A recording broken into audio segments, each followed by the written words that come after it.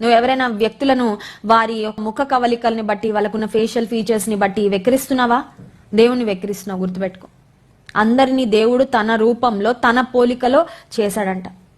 ఈ లోకంలో దేవుడు సృష్టించిన సృష్టికి వంకలు పెట్టడానికి, లేకపోతే వాళ్ళని వేలెత్తి చూపించి వాళ్ళని వెక్కిరించడానికి కొంతమంది బుల్లింగ్ చేస్తూ ఉంటారండి. బుల్లింగ్ అంటే రౌడీజం లాగా, అంటే ఇతరులని కించపరుస్తూ ఇతరులో ఉన్న లోపాలని ఎత్తి ఎత్తి మాట్లాడుతూ వాళ్ళని బాగా నీచంగా వాళ్ళు ఫీల్ అయ్యేలా చేయడం అన్నమాట.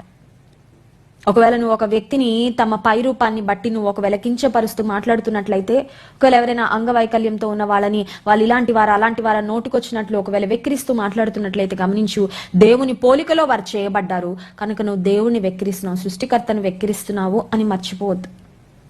దేవుడు తన పోలికలో మనిషిని చేశాడు. అందుకే దేవుడు అంటున్నాడు, పావుర స్వరం దేశంలో వినబడుతున్నది. దేవుడు తన స్వరాన్ని పావుర స్వరంతో పోల్చుకున్నాడు. మనల్ని కూడా అంటున్నాడు, నా పావురమా నా పావురమా అనే మాట మనం గమనిస్తున్నాం.